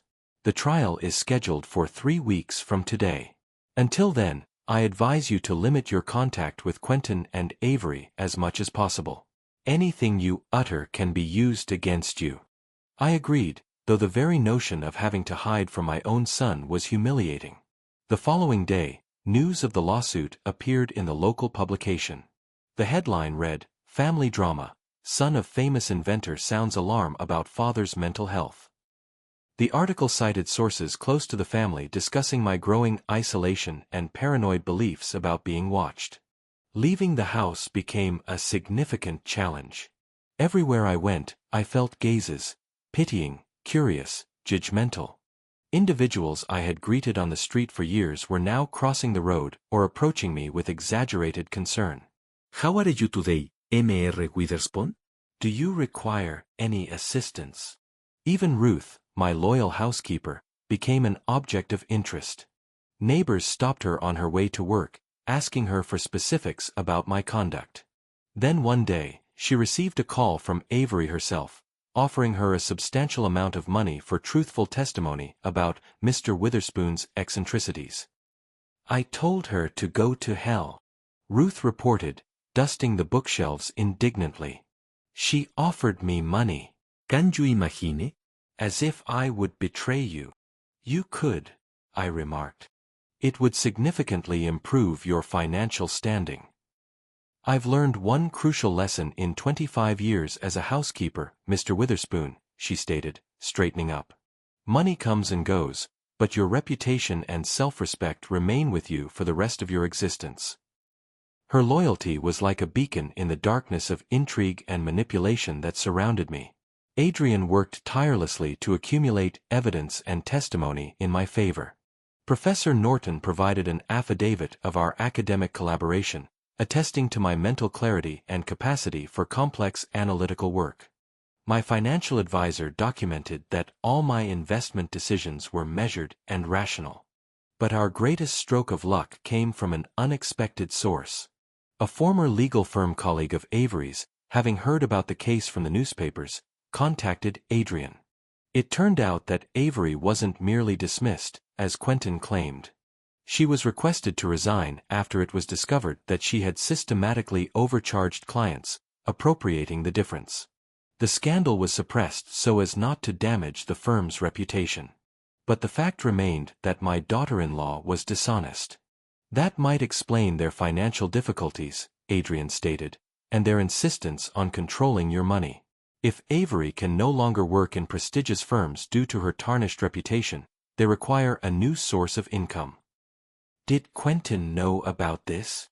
I inquired. "He probably did," the lawyer replied. "Such matters are difficult to conceal from a spouse. Perhaps that is why he agreed to participate in this scheme against you." This new information explained much, but it did not make my son's betrayal any less painful. On the contrary, I could now perceive how deeply he was entangled in this sordid affair. The situation worsened when my bank received an official request to freeze my accounts pending a court order. Avery, utilizing her connections in legal circles, managed to convince the judge that I could misappropriate or conceal assets. It was fortunate that most of my funds were already protected by the trust, but day-to-day financial transactions became problematic. "They want to corner me," I stated to Adrian. "Financially coerce me into agreeing to their terms." "Precisely," he nodded. "But we can use it against them. It's further proof that their concern for your welfare is merely a facade for their financial interests." While Adrian handled the legal aspects, I resolved to act on another front. If Quentin and Avery could manipulate public opinion using the press, why couldn't I? I contacted the editor of the Scotts Bluff Daily and offered an exclusive interview about my life, academic work, and current family situation. The editor, sensing sensationalism, agreed immediately. The interview took place in my home, which in itself was a strategic decision. The journalist could observe perfect order, scientific books on the shelves, my office with documents and calculations. No signs of disarray or peculiar behavior, which was mentioned in the testimony of neighbors. I was brutally honest about my relationship with my son, the years of being a workaholic and missing significant events in his life, the passing of my wife, and attempting to live with Quentin and Avery. How they'd expelled me from the house 10 years ago and hadn't maintained contact until news of my financial prosperity. I'm not a flawless parent, I told the reporter. And I accept responsibility for my errors. But that does not render me incapacitated, and it certainly does not entitle my son and his wife to my money earned after they cut me out of their lives. The journalist, a young man with sharp eyes, posed direct questions, sparing neither me nor my family. Some say you have become paranoid, suspecting everyone around you of desiring your money. What would you say to that? I would say it's not paranoia when people actually attempt to take your money through the courts, I replied with a smile. It's called common sense. The interview appeared the following day, occupying the entire front page and spread. The editor did not soften the edges, presenting both sides of the conflict, but the very fact that my version finally appeared in the public sphere was a triumph. The photograph was particularly effective. Me in my office, surrounded by books and scientific journals, with a clear, focused gaze, the exact opposite of the confused old man image Avery was trying to create. It did not take long to elicit a reaction. By noon, my telephone was ringing incessantly with calls from acquaintances, neighbors, and former colleagues expressing support and outrage at my son's actions. Even Mrs. Parker, the very neighbor who had testified against me, called with an embarrassed apology. I didn't know the full narrative, Mr. Witherspoon. That's not what Avery informed me. I'm ready to retract my statement. Toward evening, Quentin himself appeared on the doorstep, unannounced, without Avery, with the countenance of a man cornered. Why did you do it? He inquired demandingly as soon as I opened the door. Why expose all this publicly? Why don't you come in? I suggested calmly. Let's discuss this in a civilized manner. I led him into the living room where Ruth was already seated, polishing silverware. Her presence was not accidental. I wasn't going to be alone with Quentin, affording him an opportunity to misrepresent our conversation in court. This interview, he began, pacing the room nervously, you made us appear like monsters pursuing your inheritance. Wasn't that accurate? I inquired. Aren't you attempting to gain control of my money through the courts? We are concerned about your condition. You're alienating your family. You're refusing medical care. Not true, Quentin. And you know it, he interrupted. You know I underwent a full medical examination last month. You know that there's nothing wrong with my mental health. And you know that the sole reason you filed this petition is for financial gain. He clenched his fists. It's not fair. You earned millions on a technology you've been working on for years, disregarding your family, and now you refuse to share it with your own son. Is it fair to demand a share in the prosperity of a man you expelled from your life for 10 years? I inquired. Is it fair to appear on his doorstep with your hand extended only after discovering his wealth? Is it fair to fabricate about his mental state in an attempt to declare him incapacitated? Ruth coughed softly, reminding him of her presence. Quentin gave her a disapproving look but maintained a low tone. We're not fabricating. We're genuinely concerned. You've always been a complicated man, Dad. And now you're growing older, living alone, pushing away anyone who tries to help, including you. I raised an eyebrow. The same son who hasn't telephoned, hasn't written, hasn't taken an interest in my life in 10 years? The same one who promised in the park to remain outside the lawsuit against me and then wrote a letter in support of Avery's petition. He looked away. You don't understand. I didn't have a choice. There's always a choice, Quentin. You chose money over integrity. You chose to support your wife's falsehoods over protecting your father. My words seemed to strike a nerve with him. He sank into his chair, suddenly appearing much older than his years. You don't know what it's like to live with Avery when she desires something. She doesn't stop. Never. She's the one who insisted we relocate to Denver, even though I wished to remain in Scott's Bluff. She convinced me to sell my childhood home after my mother passed. She controls everything. And now she's orchestrating this attack on me, I clarified. Yes, he nodded tiredly. After she lost her employment at the firm. Because of financial misconduct, I interjected. He shuddered. You know. I know, Quentin, just as you were shielding her. He rubbed his face with his hands. I didn't know all the specifics. I swear. She stated it was a misunderstanding, that jealous co-workers had framed her. And you believed it? I inquired. Or did you simply wish to believe? Quentin did not respond, but his silence was more eloquent than any words. When Ruth finished with the silverware, she quietly exited, leaving the two of us alone, but she left the door ajar so she could still overhear the conversation. Your interview made a difference, Quentin stated after a pause. Avery is furious. She's demanding I issue a retraction, disclose the truth about your condition. She wants to involve the national media, make a huge spectacle of it. What are you going to do? I inquired. I don't know. He looked up at me helplessly. I'm caught between a rock and a hard place. If I oppose Avery, she could take the children. She has connections, legal expertise, and if you continue to support that fabrication, you'll forfeit your self-respect. I finished for him. He nodded. And in that moment, I saw in him that small boy who awaited me after work, holding his drawings. The boy who loved and trusted his father despite his absence. A boy who somewhere deep inside still existed beneath layers of hate, disappointment, and external influence. I can assist you, Quentin, I stated quietly. But only if you are honest, with me and with yourself. How? There was doubt in his voice. How can you help? Well, for starters, you must withdraw your letter in support of the petition. Disclose the truth about how Avery manipulated you into joining this case. She'll never forgive me for that. Quentin shook his head. Perhaps, I agreed. But you must consider your children, my grandchildren. What kind of example are you setting for them by being involved in this sordid affair? What will they learn about honor, dignity, respect for their elders?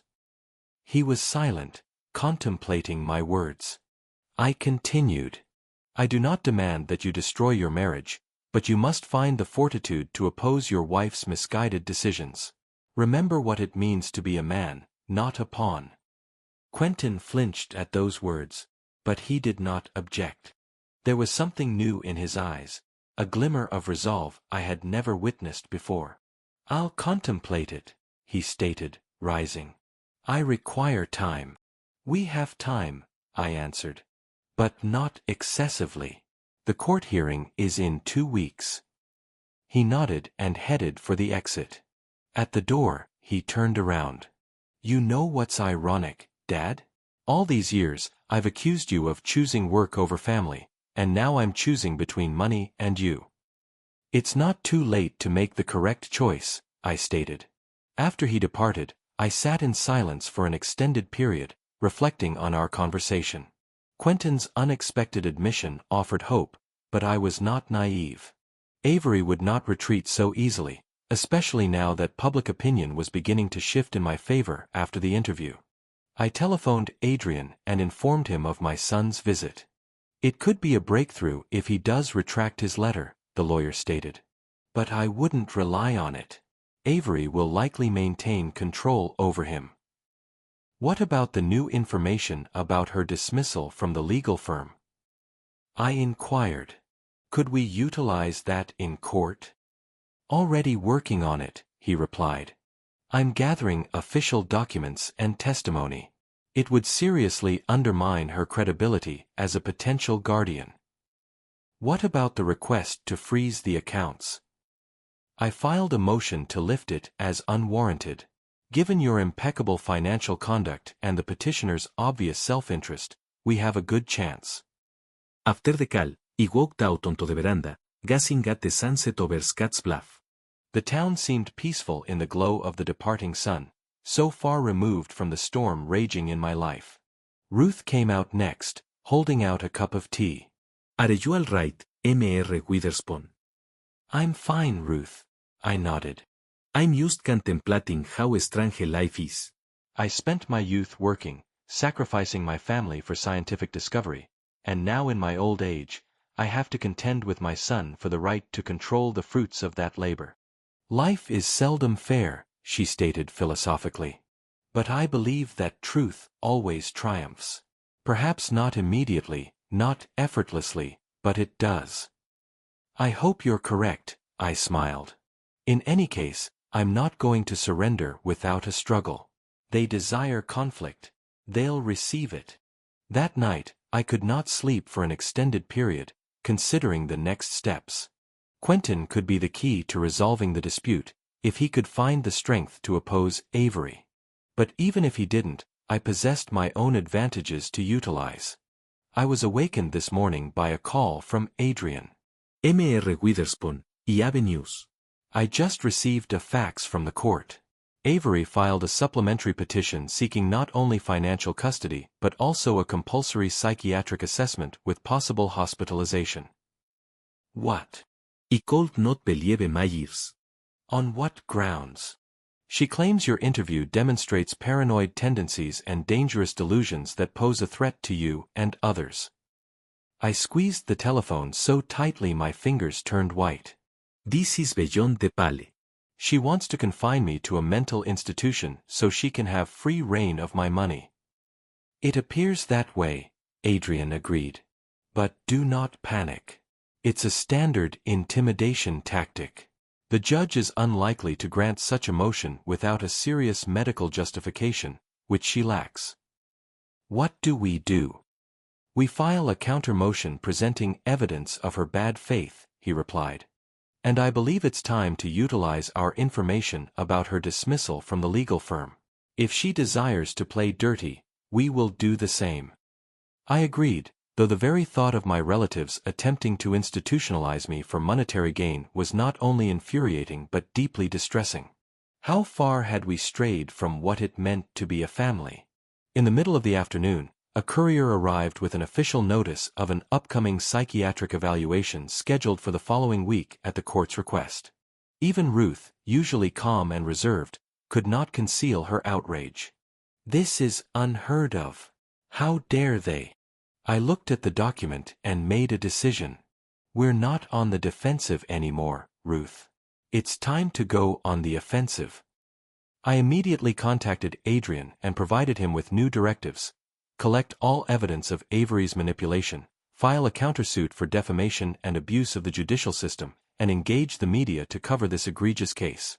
Are you certain you wish an escalation? The lawyer inquired. It could intensify the conflict even further. I do not desire escalation, I replied firmly. I wish to end this madness, and if that necessitates going all in, so be it. The battle for my fortune, my sanity, and my dignity was entering a decisive phase. And I was prepared to utilize all available resources to defend not only my money, but also my right to live my life as I saw fit without interference from individuals for whom I was merely a source of income. The day of the trial was unexpectedly sunny for October. The sky over Scotts Bluff was clear, as if nature itself had decided to witness the decisive moment in this ugly family drama. I awoke early, long before dawn, and stood at the window for an extended period, observing the town gradually awaken. Adrian arrived at 8, neat and composed, carrying a bulky briefcase full of documents, our arsenal against Avery and her legal machinations. "How are you feeling?" he inquired while Ruth prepared coffee for us. "Strange but calm," I answered. "It's as if everything that's going to happen has already been determined." "We have a strong case," the lawyer assured me. "Independent expert reports, testimonies, evidence of their selfish motives. I'd say the odds are in our favor." I nodded, but my thoughts were far from legal subtleties. I was contemplating the look in my son's eyes in a few hours in a courtroom where he would be arguing against me, attempting to convince the world that I was incompetent. How had we reached this juncture? At what point did misunderstanding transform into open animosity? The county courthouse, a massive red brick edifice constructed back in the 1920s, looked imposing. Journalists were already assembled at the entrance. My interview in the local paper had attracted the attention of a larger publication, and now the story of the millionaire inventor who was being tried by greedy relatives to be declared incompetent had spread beyond Scott's Bluff. Adrian and I walked past the reporters without answering questions. In the hallway, I saw Quentin and Avery seated on a bench surrounded by their legal team. Avery looked impeccable, a strict business suit, perfect hair, an expression of professional concern on her face. Quentin, on the other hand, seemed haggard, with shadows under the eyes of a man who hadn't experienced a good night's sleep in a long time. Our gazes met for a moment. Something flashed in his eyes, shame, remorse. But Avery immediately placed a hand on his shoulder as if to remind him whose side he should support. The session began with the formalities of introductions, the reading of the petition. Judge Montgomery, an older woman with a shrewd eye, listened intently to both sides. Avery's attorney, a gaunt middle-aged man, began with an emotional speech about the tragedy of a family observing the slow decline of a once brilliant intellect. Mr. Witherspoon exhibits classic symptoms of the early stages of dementia, he broadcast: suspiciousness, unfounded accusations against loved ones, impulsive financial decisions, refusal of medical care. His son and daughter-in-law, deeply concerned about his condition, are asking the court to appoint a guardian to act in Mr. Witherspoon's best interests and protect his welfare. I listened to this fabrication with a stony expression, not allowing my emotions to take over. Adrian squeezed my shoulder silently, reminding me of our strategy. Stay calm. Demonstrate clarity of mind. Let the facts speak for themselves. When it was our turn, Adrian was flawless. Methodically, with surgical precision, he dismantled each of the opposing side's claims. He provided medical reports from 3 independent experts confirming that my cognitive functions were completely intact. He presented financial statements that demonstrated the rationality and consistency of my investment decisions. But the hardest hit was the documents from Avery's former firm confirming her dismissal for financial fraud. Your Honor, Adrian stated, the petitioner, who seeks to gain control of Mr. Witherspoon's multi-million-dollar fortune, ostensibly to protect him, was herself dismissed from a prestigious legal firm for dishonest financial practices. This begs the question, does concern for her father-in-law's health truly motivate Mrs. Witherspoon, or do her interests lie on a different plane? Avery's face contorted with rage. She leaned toward her attorney, whispering something fiercely. Quentin sat motionless, staring at a single point in front of him. Then the procession of witnesses commenced. Neighbors, a pharmacist, a bank teller, all those who had previously testified about my strange behavior now appeared much less certain under Adrian's cross-examination. Many admitted that their words had been taken out of context or exaggerated. When it was Quentin's turn to testify, there was a tense silence in the hall. He stepped up to the witness stand, avoiding looking in my direction. Mr. Witherspoon, Adrian addressed him.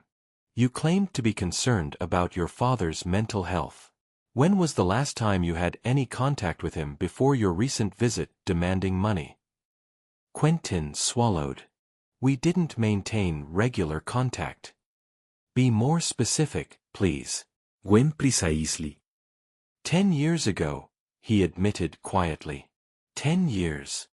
Adrian repeated. And in those 10 years, you never once expressed concern for his health or well-being. Not a single call, letter, visit. No. And what has changed 10 years later? Why the sudden concern? Quentin looked at Avery, then at me, and something in his face changed. He straightened up as if making an important decision. Because we discovered his financial status, he stated clearly, to the horror of his lawyer and Avery. We came to demand a share of his fortune, and when he refused, we decided to gain control through the courts. A murmur rose in the hall. The judge called for order, banging her gavel. Do you realize you are testifying under oath, Mr. Witherspoon? she inquired, looking over her spectacles. Yes, Your Honor, Quentin nodded. And I want to tell the truth. All the allegations of my father's incapacity are false. It was a strategy my wife devised after he refused to give us the money. Avery jumped up from her seat. He's lying. Quentin, what are you doing? The judge tapped her gavel again. Mrs. Witherspoon, sit down. You will have an opportunity to speak. But it was too late. Quentin's confession had turned the tide of the trial. After a brief recess, during which Avery's legal team conferred feverishly, her attorney asked for a continuance to gather additional evidence. The judge denied the request. In light of the testimony, including Mr. Quentin Witherspoon's confession, I find that a continuance is not necessary. All of the evidence presented indicates that Earl Witherspoon is fully capable and competent to manage his affairs. Moreover, there are substantial grounds to believe that this petition was filed in bad faith for the purpose of gaining control of substantial financial assets. She paused, looking around the room.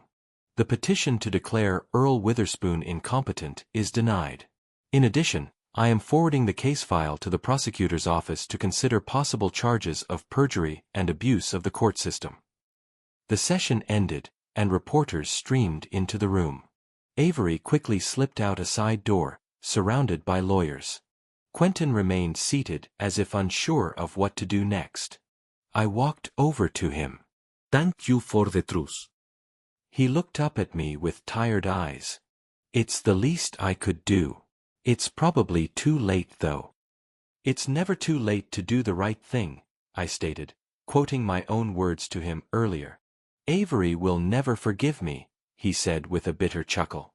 Perhaps, I agreed, but you'll forgive yourself, and that's more important. We walked out of the courthouse together, weaving our way through the crowd of reporters. Adrian made a short statement, emphasizing the triumph of justice and thanking the court for its careful consideration of all the facts. Over the next few days, the story received extensive press coverage. The Scots Bluff Daily ran the headline, "Justice is Served, Court Protects Rights of Elderly Inventor." Larger publications picked up the story, presenting it as a cautionary tale about how greed can destroy family bonds. Avery disappeared from town immediately after the trial, taking her children with her and returning to Denver. Quentin stayed in Scotts Bluff, renting a motel room. Their marriage appeared to be coming to an end. A week after the trial, he came to my house, not with demands or accusations, but with a sincere desire for a fresh start. "I'm not asking for money," he stated, sitting on the veranda with a cup of coffee. "And I don't expect you to forgive me after everything that's happened. I just want to try to make things right if you'll let me." I looked at my son, a grown man with graying hair, with lines of fatigue on his face, with eyes that finally looked straight, without evasions. And part of me wanted to believe, to open up, to give us both a chance to rectify the wrongs of the past. But the other part remembered the 10 years of silence. I remembered how he'd let Avery expel me from their house. Remembered his willingness to participate in trying to declare me mentally unfit for money. And that part couldn't be forgotten or forgiven so easily. "I appreciate your willingness, Quentin," I stated finally. "And I recognize your bravery in court. You made the correct choice in telling the truth, but relationships aren't built in a day or a week. They take time, trust, consistency, all the things we haven't had for years." "I understand," he nodded. "And I'm willing to work on it for as long as it takes." "Good." I held out my hand to him. Let's start small. No grand promises or expectations, just see what happens. And so began our cautious rebuilding of our relationship. Not the quick reunion that sentimental films portray, but the slow, sometimes painful process of constructing bridges across the chasm of mistrust and resentment. Quentin found employment in Scotts Bluff, not as prestigious as the one in Denver, but one that allowed him to remain nearby. Avery filed for divorce, demanding substantial alimony and sole custody of the children. A lengthy process began in which Quentin fought for the right to see Ethan and Leslie. I stayed out of their divorce proceedings, but assisted my son in paying for a competent attorney. Not out of guilt or obligation, but because I perceived his sincere desire to be a good father despite the obstacles. One day, 2 months after the trial, Quentin brought the children to Scotts Bluff for the weekend. The court finally allowed him to see them, albeit under the supervision of a social worker. It was a moment I was both anticipating and dreading, the first meeting with grandchildren I had only recently learned existed. Ethan, a serious 9-year-old boy with my eyes and Sylvia's stubborn chin, held a wary expression. Leslie, a 5-year-old replica of her grandmother, was more open, looking at me and my house with curiosity. "Did you really invent a machine that makes water clean?" she inquired, climbing into the chair with her feet up. "Not exactly a machine," I smiled. "It's more like a formula that helps purify polluted water." "Like in fairy tales," she clarified. "A magic potion, in a way," I nodded. "But it's based on science, not magic." Ethan, who had been silent until then, suddenly asked, "Can you show me how it functions?" Thus began our first scientific adventure together. We went down to my home laboratory where I performed a simple water purification experiment for them. The children's eyes lit up when the murky liquid became crystal clear after adding a few drops of reagent. "It's like magic," Leslie exclaimed. "It's science," Ethan corrected her with an important look, but with the same awe in his voice. That day, I saw in them an extension not only of my lineage, but also of my passion for knowledge. And though I knew that our relationship with Quentin would never be flawless, that too much water had flowed and too many bridges had been destroyed, I realized that I could impart something of value to these children: attention, knowledge, time, all the things their father hadn't given them. But the most significant decision I made was not about the family. After everything that had transpired, after Avery's attempts to seize my money, after realizing how vulnerable seniors can be to financial predators, I decided to utilize my fortune to assist others. One cold December day, I invited a notary, a lawyer, and several witnesses into my home. In their presence, I signed the papers establishing the Sylvia Witherspoon Foundation, a non-profit organization dedicated to helping single seniors in Scotts Bluff and the surrounding area. The foundation will provide legal defense for those who have been victims of financial abuse by relatives or caregivers, I explained to the gathering. It will also provide practical help, from home repairs to social activities, so that older people don't feel isolated. A large portion of my fortune was transferred into a trust managed by a board of directors that included Professor Norton, Adrian, and several other respected members of the community. I became chairman of the foundation, devoting much of my time to its development. The foundation's first premises was an old 2-story house in the center of town, converted into an office and community center. It soon became a place where seniors could obtain not only legal or financial assistance, but also simply human companionship. Board games on Thursdays, movie club on Saturdays, tea parties, and discussion groups. Ruth, my faithful housekeeper, became the center's manager, organizing its daily operations with an energy and enthusiasm that amazed all who knew her. "You've given me an opportunity to do something meaningful, Mr. Witherspoon," she stated when I offered her the position. "Something more than just polishing silverware." With each passing month, the foundation expanded its activities.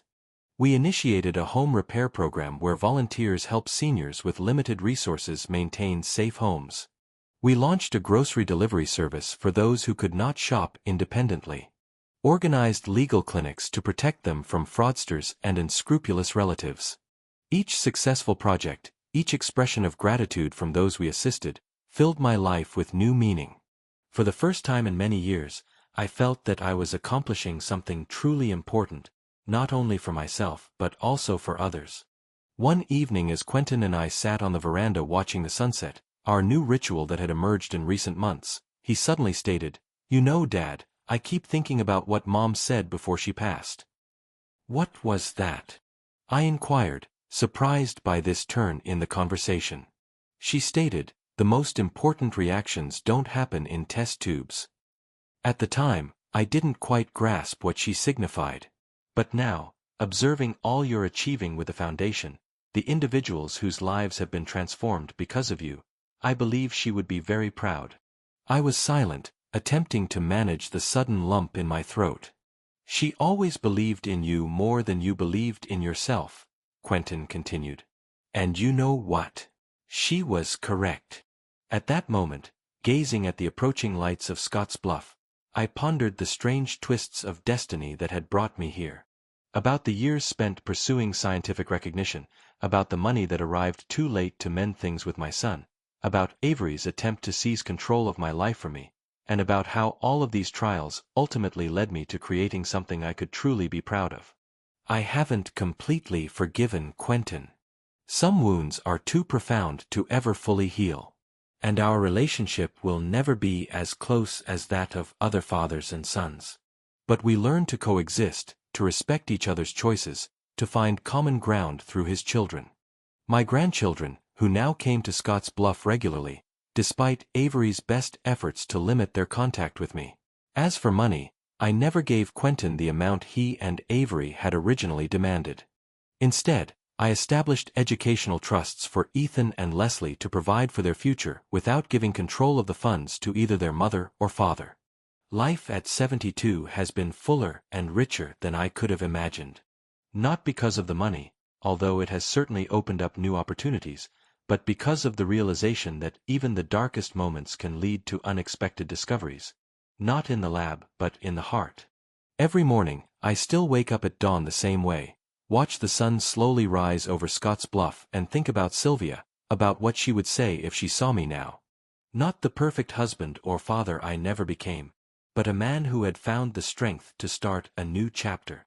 A man who finally realized that the most important reactions really